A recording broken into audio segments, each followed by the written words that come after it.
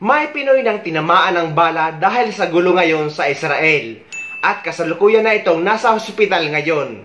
Kinumpirma ito ni OWA Admin Arnel Ignacio. Isang Pinoy ngayon ang minomonitor ng pamahalaan matapos mapabalitang dinukot ng grupong Hamas sa Israel. Para sa detalye, live na magbabalita sa OWA Head Office sa Pasay si Rainiel Pawid. Rainiel, kumpirmado na ba itong dinukot talaga yung isang kababayan natin sa Israel? Any news?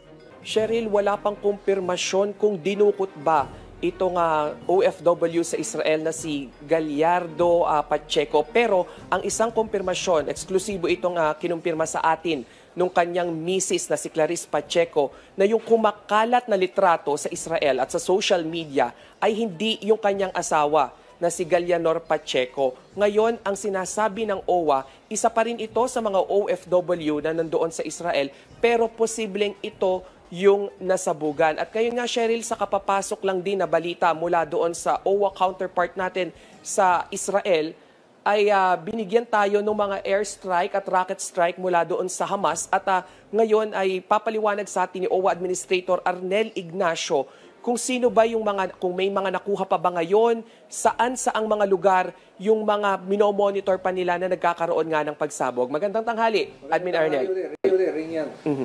Yung kaninang ating inilalabas na picture, most likely, sana rin matulungan tayo to identify because we think this is Joey Pasulingan, yung tinamaan ng bala. And he is now in our custody sa Ecolog Hospital.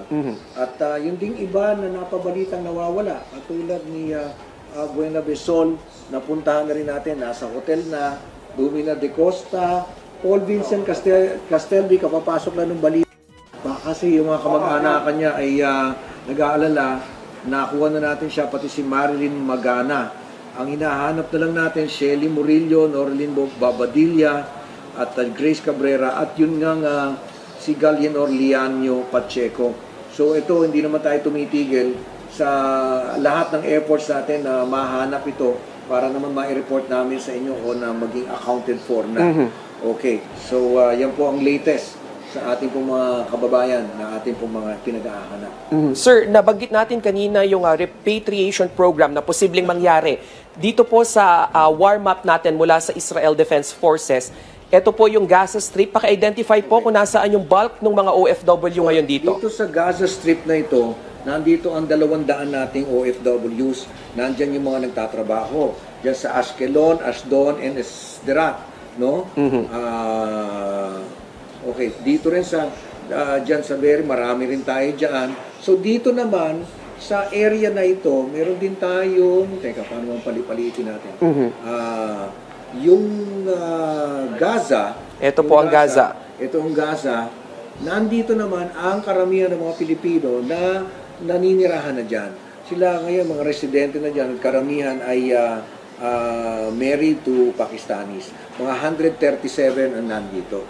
Okay? Ngayon, kung sakasakali na mabigyan tayo ng full clearance to extricate them from these areas, sila ay most likely dadalhin dito sa Tel Aviv. Dahil dito meron tayong airport. Pero most likely, sa karanasan natin, hindi nga sila humihingi ng tulong na iuwi ng Pilipinas. Kadalasan, pumupunta lamang sila sa mga areas dito na sila ay magiging ligtas. At kasi karaniwan na gusto nilang bumalik sa kanilang area of work. May mga nababalita rin na nawawalang OFW sa Israel, pero kagaya nga ng nabanggit ni Sir Arnel ay napuntahan na nila ito or na mga OWA team na nakabase sa Israel at kasalukuyan nang nasa hotel. Mabuhay ang ating gobyerno, lalo na kay Sir Arnel Ignacio, dahil nakatutok talaga sila sa mga OFW, lalo na kapag ganitong sitwasyon. Para sa kaalaman ng lahat, ganitong sitwasyon ang tinutukoy ng OWA na mga displaced OFW, na kapag nagkaroon ng kaguluhan sa bansa kung saan ka nagtatrabaho. Ipagdasal natin na lahat sana ng mga kababayan natin na nasa Israel ay maging ligtas.